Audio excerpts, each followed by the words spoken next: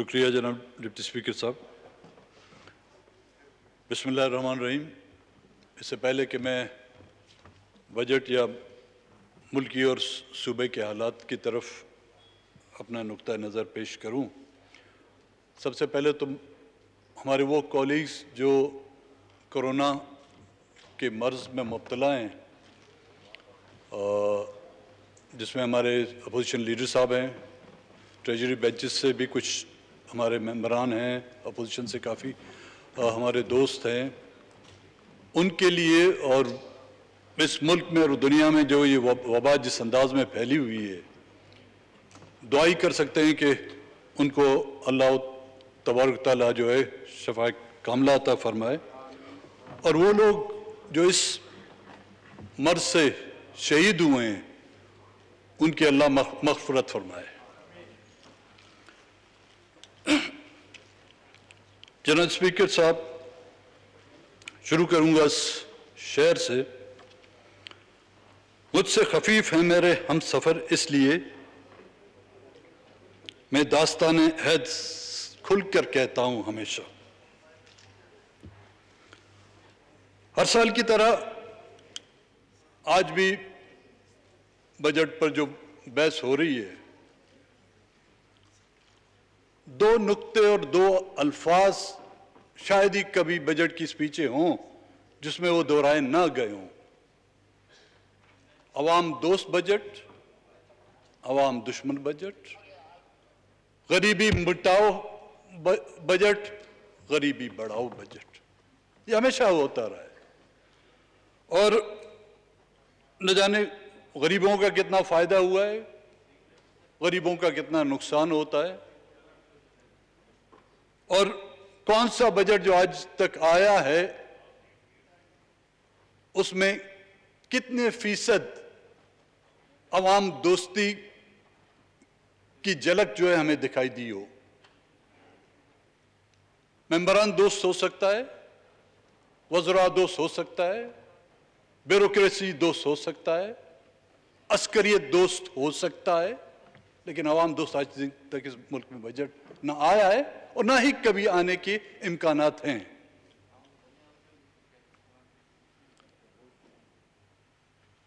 अब इस मुल्क के इस मौजूदा बजट से अगर देखा जाए, बेनिफिशियरी कौन है? इससे आज के बजट 20 या 21 का जो बजट आ रहा है, इसका बेनिफिशियरी कौन होगा? वो जिसको इससे फायदा मिले। क्या गरीब को फायदा मिलेगा? गरीबों के लिए रोजगार के दरवाजे खोल दिए गए हैं।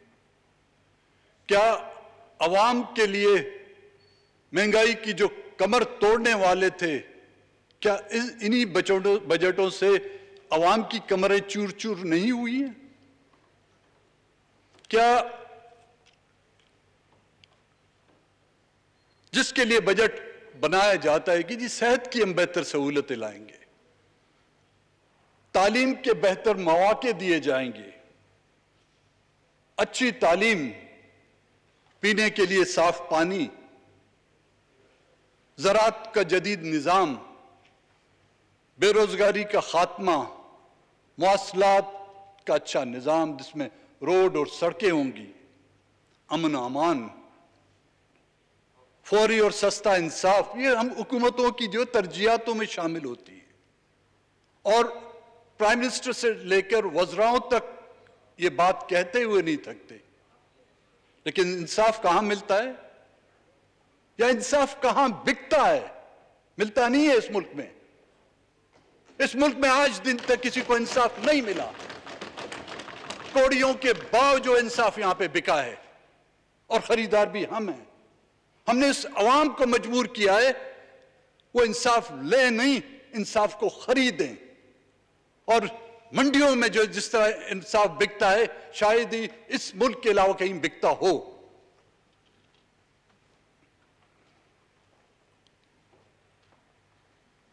माशी तरक्की, रोजगार के मौके, हमने तो कहा कि जी हम रोजगार देंगे लोगों को। सनतें रोज बरोज बंद होती जाएं। आपकी सबसे बड़ी सनत جس کو اسٹیل مل کہا جاتا تھا، آج اس کے مزدور سراپا احتجاج ہیں، پرائیویٹائز کرایا جا رہا ہے اس کو، ان لوگوں کو بے روزگار کرایا جا رہا ہے، اس حلقے کے نمائندے یہاں پہ احتجاج کرتے ہیں، لیکن سننے والا کوئی نہیں۔ جس طرح کہ آپ نے رولنگ دی، ہمارے علی محمد صاحب نے بھی یہاں پہ بات کی، ہونا تو یہ چاہیے تھا کہ فرنٹ ڈیسک جو ہیں چیئرز بری ہوتی، نوٹس لیتے، لیکن سنجیدگی کا اندازہ آپ اسی سے کر سکتے ہیں کہ حکومت بجٹ پیش کرنے میں جس دن پیش ہوتا ہے وہاں پر آپ کو جو ہے جگہ نہیں ملے گی، جس دن بجٹ پاس ہوتا ہے وہاں پر جو ہے آپ کو جگہ نہیں ملے گی، لیکن جس وقت تجاویزیں دی جاتی ہیں، جس وقت بحث دی جاتی ہے، تو خوردبین سے ڈھونڈنا پڑتا ہے کہ کون کہاں پر بیٹھے۔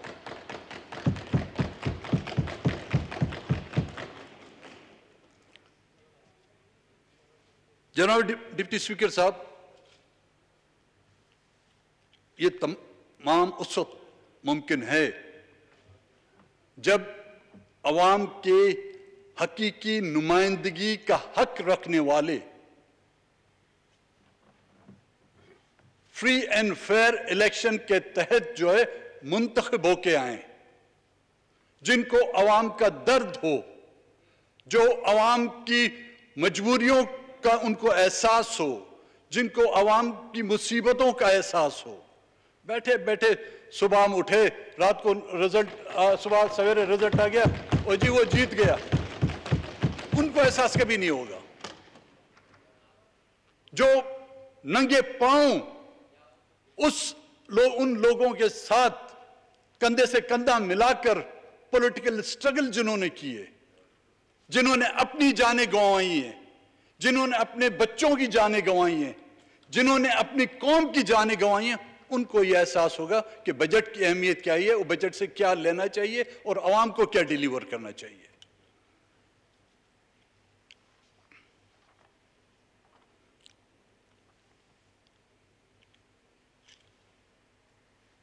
ہوتا ہوگا، لیکن پچھلے 2 سال سے جو میں دیکھ رہا ہوں، کیونکہ تجاویزیں تو ہم دیتے ہیں، دلائل بھی دیتے ہیں، اپوزیشن کی طرف سے ڈیٹاز بھی لے کے آتے ہیں، لیکن اثر کس کو ہوتا ہے؟ لگتا ایسا ہے کہ ہم ہائیڈ پارک کارنر میں جو تقریریں کر رہے ہیں۔ لندن میں ایک پارک ہے جس کو ہائیڈ پارک کارنر کہتے ہیں، اتوار کے روز ہر کوئی اپنا ڈبہ اٹھا کے وہاں پر کھڑا ہو جاتا ہے اور دل کی بڑا سے نکالتا ہے، چاہے کوئی سنے یا نہ سنے۔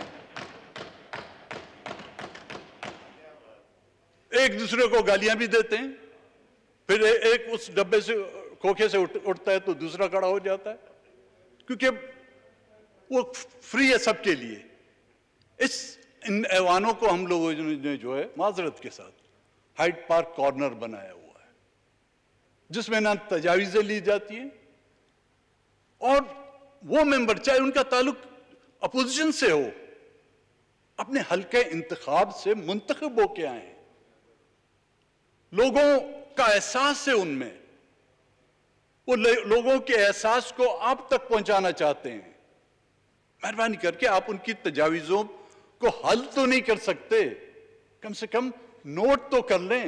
اگر آپ لوگوں کے پاس کاغذ کے ٹکڑے نہیں ہیں، آپ لوگوں کے پاس قلم نہیں ہے، ہم سب پرووائڈ کرنے کے لیے تیار ہیں، چندہ کریں گے، ہم مولانا صاحب سے کہیں گے تمام مسجدوں میں اعلان کر لیں کہ کاغذ اور چندے جو ہے اکٹھے کر کے آپ لوگ ان سے نوٹ فرمائیں۔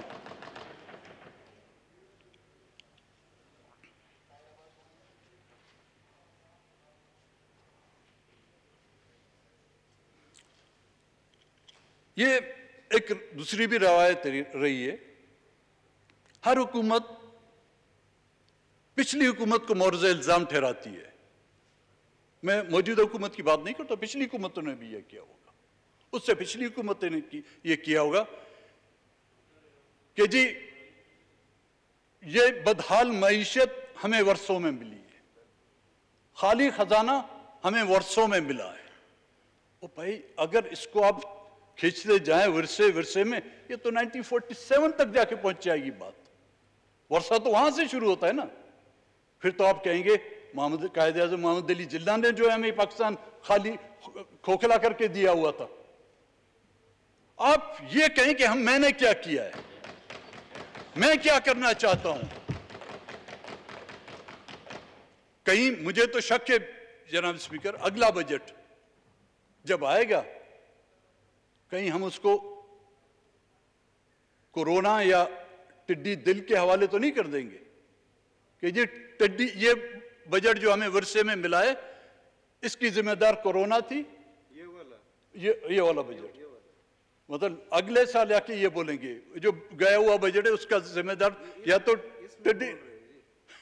ٹڈی دل ہے یا کورونا ہے.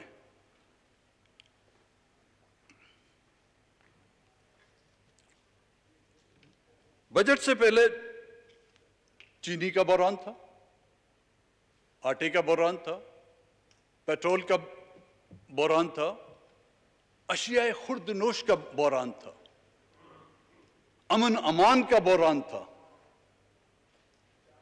لوگوں کی گھروں میں جو ہے ان کی حفاظت کا بحران تھا.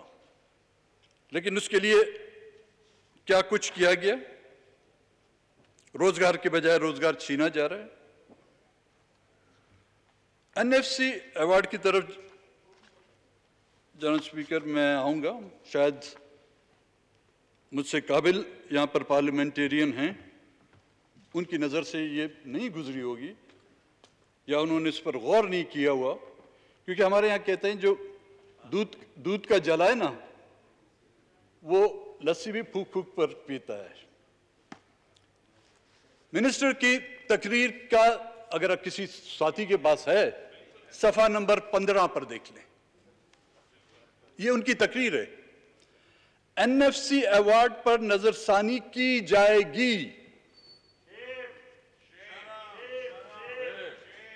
Is it a misprint اور slip of tongue؟ نہیں, یہ پالیسی ہے, اور یہ پالیسی کے چرچے ہم کئی عرصے سے سن رہے ہیں. میں اس ایوان کے توسط سے حکومت اور منسٹر سے جو اس کی وضاحت چاہوں گا کہ یہ نظر ثانی کس طرح کی جا رہی ہے. کیا وہ باتیں جو کہی جا رہی تھی کہ 18 امینڈمنٹ کو رول بیک کیا جائے گا, یہ اسی کا حصہ ہے؟ یہ کس کی پالیسی ہے؟ حکومت کی پالیسی, ان کی اتحادیوں کی پالیسی ہے یا کسی اور کی پالیسی ہے؟ اس کی میں وضاحت چاہوں گا. صوبوں کا جو, میں اس کی تفصیل میں نہیں جاؤں کیونکہ کافی ساتھیوں نے اس پر بات کی ہے, جہاں بلاول بھٹو صاحب نے بھی اس پر کافی وضاحت کی تھی. صوبوں میں جو NFC کا جو حصہ ہے جس کو کم کیا گیا ہے, سندھ 2019-20 میں تھا, اس کا فگر میں آپ کو بتاؤں 814.95 ملین, جو اس سال گھٹا کر 742,030 ملین کر دیا گیا ہے.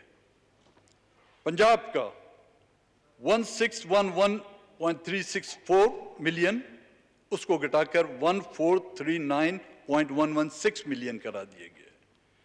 خیبر پختونخوا جو پچھلے سال 533.251 ملین تھا, اس کو 477.519 ملین کر دیا گیا ہے. بلوچستان تو کس کھاتے میں نہیں ہے, ہم تو بس چلے آ رہے ہیں. جو 294,983 تھا اب 265,054 کر دیا گیا ہے. تعلیم ہائر ایجوکیشن کے لیے سنائے جو بجٹ سپیچ میں 59 ارب سے بڑھا کر 64 ارب کر دی گئی ہے. بلوچستان والے چیخ رہے ہیں, آج بھی 18 کو بلوچستان حکومت کا بجٹ پیش ہونا تھا جس میں آپ کی اتحادی بھی ہیں, آپ خود بھی اس حکومت میں ہیں. 30 ارب اس کی جو ہے کٹوتی کی گئی ہے, اور اس کے بدلے میں جو पैकेजेस दिए गए हैं। कश्मीर के लिए 55 अरब, गिलगित बल्तिस्तान के लिए 32 अरब, खैबर पख्तूनख्वा के लिए 56 अरब, सिंध के लिए 19 अरब के पैकेज दिए गए हैं। और बलूचिस्तान बेचारे को एक छोटा सा पैकेट 10 अरब का, पैकेट में बोलूंगा, पैकेज नहीं है, एक छोटा सा पैकेट दे दिए गए 10 अरब का। पीएचडीपी जो लास्ट ईयर 663 बिलियन थी, अब उसको घटाकर 650 बिलियन कर दिए गए। पूरे मुल्क की पीएचडीपी की मैं बात कर रहा हूं। जनाब डिप्टी स्पीकर साहब, आपका भी ताल्लुक उस बलूचिस्तान से, और कराची टू कोयटा, कोयटा टू चमन, इस रास्ते पर आपने भी सफर किया होगा। और 813 किलोमीटर का यह फासला है, जिसमें कराची से लेकर चमन तक जो जिले आते हैं, लसबेला, खुजदार, कलात, मस्तूम, कोयटा, पिशीन और चमन, ये तमाम के तमाम इस रोड पर आते हैं, जिले हैं ये। और इस रोड को ये बनाया था 1973 में, इसकी बुनियाद रखी गई थी सेंटो, सेंट्रल ट्रीटी ऑर्गेनाइजेशन के तहत। उसमें पाकिस्तान, ईरान और तुर्की ने, यही एक वाहिद जिसको आप कहेंगे हाईवे जिसको कहा जाता है, एक रोड है। और फिर उसको आरसीडी का नाम दिया गया, रीजनल कोऑपरेशन डेवलपमेंट। बलूचिस्तान में शायद ही दहशतगर्दी से जितने लोग हलाक नहीं हुए हों, इस रोड पर रोजाना के तहत जो है लोग हलाक होते हैं। 4,500 लोग इस रोड पर हादसात में हलाक हुए हैं। पिछली पीएचडीपी में हमने रिक्वेस्ट की थी कि खुदा के वास्ते हमें 6 लाइन वाला मोटरवे नहीं चाहिए, वो आप लोगों को मुबारक हो, क्योंकि वो कुशादा दिल आपके हो सकते हैं, हम इतने बड़े कुशादा रोडों पर नहीं चल सकते। हमें सिर्फ ड्यूल कैरेजवे दिया जाए। लास्ट पीएचडीपी में जो रखा गया था, इस पीएचडीपी में उसको कोरोना खा गया या टिड्डी दिल खा गया। ये इसी तरह बलूचिस्तान को अपने साथ चलाएंगे। यही है बलूचिस्तान की अहमियत, यही है बलूचिस्तान की एहसास महरूमियत को खत्म करने के तरीके। और ये रोड आपके कोस्टल हाईवे से भी जाके कनेक्ट होता है। आपका जो सीपेक का जो रूट है बेसिमा सूराब से, ये उससे भी कनेक्ट होता है। और ये रोड आपका रत्तो डेरो टू खुजार, इससे भी कनेक्ट होता है। और आगे चल के जो तफ्तान का जो रोड है, जिसको ताफ्तान कहा जाता है, बड़ी एक लजीज रोटी होती है खाने के लिए, ये तो उस तफ्तान से भी रूट से जो है नुश्की से आगे जाके कनेक्ट होता है। इसके लिए आप एक पीएचडीपी में जो स्कीम रखी गई तो उसको भी आप ड्रॉप करते हैं। आपकी बड़ी नवाजिश, आपकी मेहरबानी। जनाब स्पीकर, मैं थोड़ा कोरोना की तरफ आऊंगा।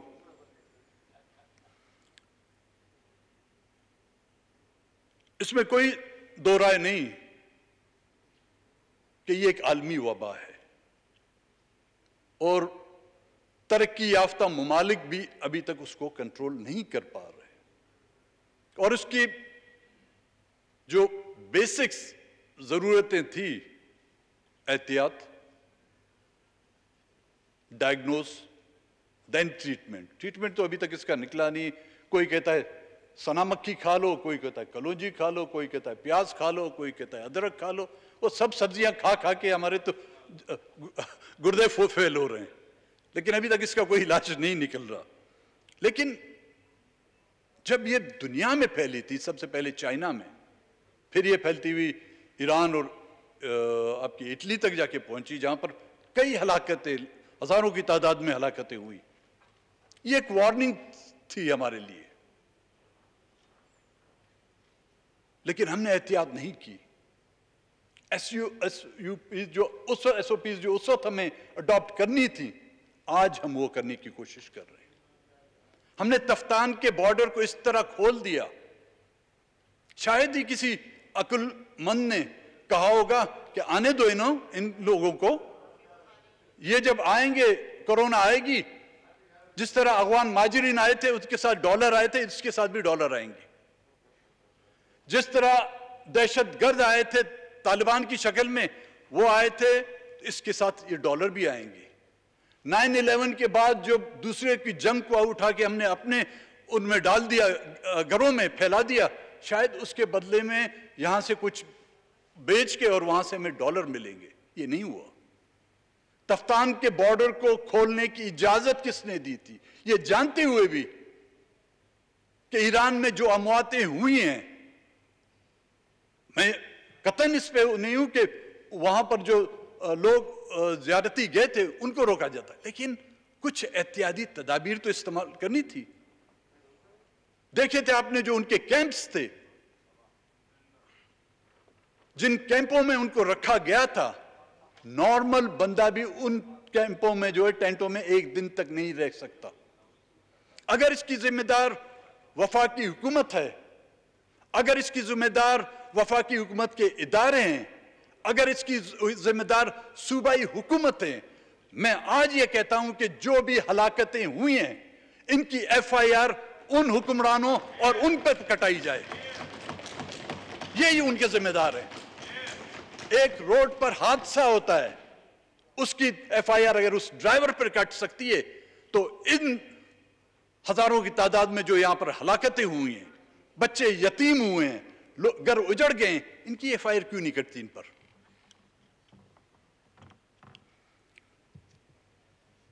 جہاں تک لوکس کا معاملہ ہے، میرے خیال میں یہی مہینہ تھا ڈپٹی اسپیکر صاحب. ہم نے کہا تھا کہ جی یہ لوکس آ رہا ہے، ٹڈی دل آ رہا ہے، اس کے لیے احتیاط کی جائے. وہیں پر جو بات ہوئی، زرداری صاحب نے بھی بات